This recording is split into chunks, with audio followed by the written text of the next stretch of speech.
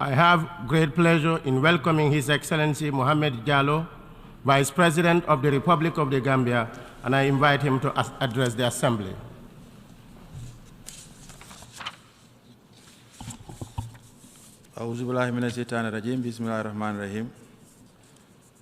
Mr. President, Ambassador Dennis Francis, the Secretary General, Mr. Antonio Guterres, Your Majesties, Excellencies, Heads of State and Government, Heads of Delegation, ladies and gentlemen, I bring you warm greetings and goodwill message of peace, progress, and stability from His Excellency, President Adama Barrow, and the government and people of the Gambia, Africa's smiling coast.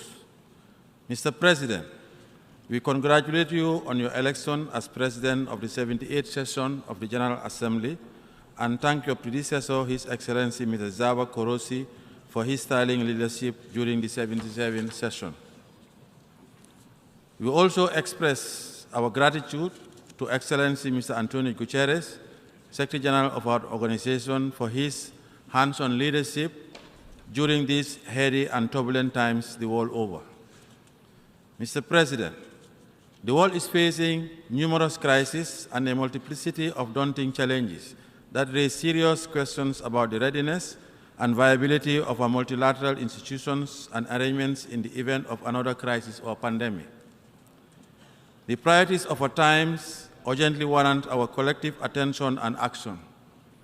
We must therefore undertake major reforms and organize our institutions better to make them fit for purpose. Achieving this has to begin with renewing our faith in both the Charter of the United Nations and inclusive multilateralism. For these reasons, we believe that the theme for this session, Rebuilding Trust and Igniting Global Solidarity, Accelerating Action on the 2030 Agenda and its Sustainable Development Goals towards peace, prosperity, progress, and sustainability for all, mirrors the Gambia's national ethos of peace, progress, and prosperity. Our world is in dire need of rebuilding that lost trust, and our multilateral institutions must assist in regaining it by first reforming and retooling ourselves. From underdevelopment to climate change, unsustainable debts to cost of living crisis, and conflicts to marginalization, we need to cooperate better and share the burden of solutions equitably through greater partnerships and solidarity. Mr. President, we have 7 more years before the decade of action ends, yet the story on our global attainment of the Sustainable Development Goals is not very positive. It is a story of unfulfilled commitments, weak international cooperation, and lack of genuine global solidarity. It is a story that is all too common when it comes to implementing global commitments. Consequently, we must recognize these global challenges and redouble our efforts by recommitting ourselves to the attainment of the SDGs in the Global South. If we remain on our current trajectory without effecting corrective action, the world's most vulnerable peoples will be left behind and much further we can even fathom. As LDCs, we call for the steadfast implementation of the new Doha Program of Action so that it will not be another lost decade of unfulfilled commitments. Mr. President, in view of the current harsh economic realities across the Global South, many developing countries are contending with unsustainable debt burdens that are compromising their ability to dig themselves out of poverty. In the quest for post-pandemic recovery, debt servicing is severely shrinking our economies, especially in the least developed countries. It is essential to find ways to address this burden urgently, as most of our countries run the risk of being left behind. Our goal is to recover by building back our economies much better and faster, and to create the policy space that would once again generate growth. With a deep sense of urgency, the international community should step up its efforts through new and existing initiatives towards finding durable solutions to the debt problem. In sum, we must get back on track to attaining the SDGs. Mr. President, the issue of debt relief for LDCs is linked to the necessity for greater reform of the international financial institutions and their decision-making mechanisms, particularly those relating to development finance and debt. We join other developing countries in calling for reforms that ensure our greater participation and a stronger voice in decision-making. Also, we would like to see mechanisms developed that adequately mainstream our concerns and interests in decisions that affect us. In this context, we strongly welcome the recent designation of a permanent seat for the African Union at the G20 group. This will immensely amplify Africa's voice and participation in global geopolitical and development issues that concern the well-being of its people. Mr. President, one of the important global issues affecting Africa is negatively disproportionate waste in climate change. Africa is paying a very heavy price for global warming, even though it is the least contributor to climate change. Cataclysmic weather events that currently impact our world clearly make it imperative and urgent to undertake collective action to tackle climate change for a more livable world. The world is neither short of climate action commitments nor the financial resources to match our ambition, but we are short of the genuine political will to act decisively. When shall we meet the $100 billion annual commitment to combat the phenomenon? Shall we ever agree on the modalities for the loss of damage fund at COP28? These are important questions to ask, considering the prevailing mistrust that continues to characterize the global dialogue on climate change and climate action. We have to act soonest and rebuild trust in our collective fight against global warming. In the Gambia, through our nationally determined contribution under the Paris Agreement, we are acting through various initiatives and projects to combat climate change.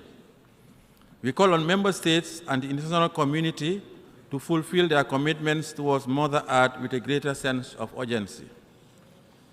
Mr. President, on behalf of the people of the Gambia, I extend our heartfelt condolences and deepest sympathies to the Kingdom of Morocco in the wake of the recent earthquake that have struck their nation. Our thoughts are with the affected communities as they recover from these tragic events. Additionally, we sympathize with all countries that have recently endured the devastating consequences of deadly floods, wildfires, and other natural disasters exacerbated by the effects of climate change. These events serve as a stark reminder of the urgent need for collective action to address the challenges posed by our changing climate. The Gambia reaffirms its commitment to working together with the international community to mitigate and adapt to climate change. Mr. President, our world is also facing a lot of challenges relating to maintenance of international peace and security. In Africa, we continue to face the threat of terrorism, piracy, the emergence of unconstitutional change of governments, civil strife, and armed conflicts across the Sahel and the Horn of Africa. The scenario is similar across parts of the Middle East.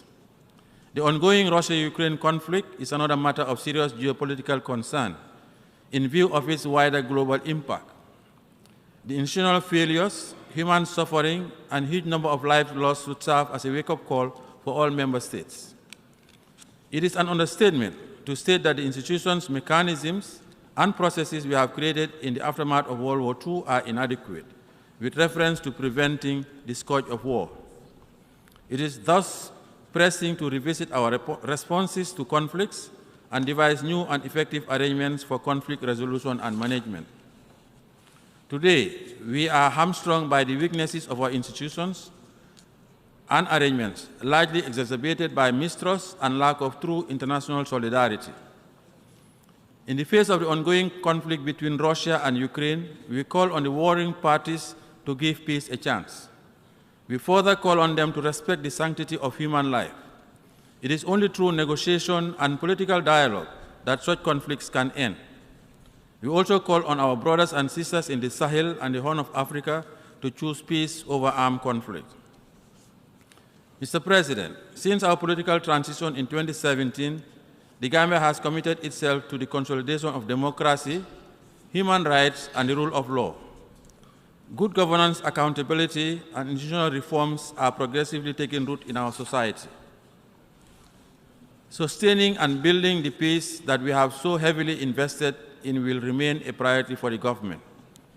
We have also instituted transitional justice mechanisms that have yielded substantial results, and we are fully committed to implementing the recommendations of the Truth, Reconciliation, and Reparation Commissions set up in 2018. Mr. President, West Africa is facing serious challenges in connection with development, democratic governance, the rule of law, peace, and security. As we grapple with these regional challenges, let me assure you that in the Gambia, we are truly committed to nurturing our young democracy, institutional building, protecting and promoting fundamental rights and freedoms, as well as women and youth empowerment. We are now enjoying the dividends of democracy, and we believe it is the best form of governance for our people. Furthermore, in our quest to inclusively deliver the dividends of democracy and build a more secure and prosperous Gambia, the government recently developed a new Green-Focused Recovery National Development Plan 2023-2027 as successor to the 2018-2021 National Development Plan. While appreciating the support and partnership received during implementation of the NDP, the Gambia solicits the continued support and partnership of all her friends, partners, and the international community to successfully implement its new development master plan. Mr. President, the pursuit of peace around the world is one of the central pillars of the United Nations work. Adaptability of the organization to resolve ongoing, new, or emerging peace and security challenges is worthy of sober reflection. Peacekeeping missions in situations where terrorism, violent extremism, or gang violence is endemic demand serious dialogue within the organization. No society should be held hostage because our institutional arrangements are ineffectively suited for action in such situations. Traditional peacekeeping has worked in a lot of situations, but it has come under enormous pressure in recent times. Such difficult experiences, as exemplified in some peacekeeping missions in Africa, flag the wisdom for reform. As a demonstration of our commitment to peacekeeping undertakings, in support of the Secretary General's Action for Peacekeeping, we have agreed with Bangladesh, through the support of the Secretariat, to jointly deploy a battalion in a suitable peacekeeping mission. This is an innovative arrangement where our two countries will collaborate to advance peace. Mr. President, allow me to share some thoughts on topical international political developments and situations that require our attention. The maltreatment of migrants around the world is a matter of serious concern to my delegation. Migrants are human beings with human rights, and they deserve to be treated humanely. We are appalled by the cruel and degrading treatment meted out to migrants at certain borders in Africa and beyond. We call on the United Nations to investigate these incidents and crimes committed against migrants with a view to protecting them and their families. Criminalizing migration or treating migrants as criminals is unacceptable. Let us open legal pathways for migration and the regularization of the status of migrants in line with our international commitments, including those under the Global Compact on Safe, Orderly, and Regular Migration. Mr. President, the Israeli-Palestinian conflict has been going on for too long. The conflict requires a lasting solution. Settlement activities need to stop. We express serious concern over the ongoing loss of life and injuries suffered by Palestinians in the region. Mr. President, allow me to commend the Kingdom of Morocco once again for the efforts they continue to undertake towards the resolution of the dispute in the Moroccan Sahara. The Gambia reaffirms its strong support for the Moroccan Autonomy Initiative, which we believe serves as a serious, credible, realistic compromise solution that could resolve the dispute as affirmed in relevant UN resolutions. Mr. President, our bilateral relationship with the People's Republic of China is founded on the principle of peaceful coexistence, mutual respect, and a commitment to mutually beneficial development. We therefore strongly endorse the One China policy. Mr. President, allow me to highlight that reform of the United Nations, especially that of the Security Council, is long overdue. Africa's marginalization and underrepresentation in the membership of the Council calls for corrective measures. After more than 75 years of existence, this body deserves urgent reforms to regain the world's trust. In furtherance of this call, my delegation strongly supports the common African position on this important issue. Mr. President, in conclusion, rebuilding trust across the wide spectrum of issues that I have raised is a matter of topmost priority. The urgency of rebuilding trust in our multilateral institutions across the globe is glaringly evident. To avoid exclusion of the most vulnerable members in this decade of action, the Gambia calls for greater international cooperation and renewed solidarity. We call on all to make huge difference if we commit to rekindle global solidarity through these critical times. Concerted global action, sustained international solidarity, and increased partnerships are the antidote for our current global challenges. I thank you for your attention. Assembly, I wish to thank the Vice President of the Republic of the Gambia for the statement just made, and I request protocol to escort His Excellency. The Assembly will hear an address by His Excellency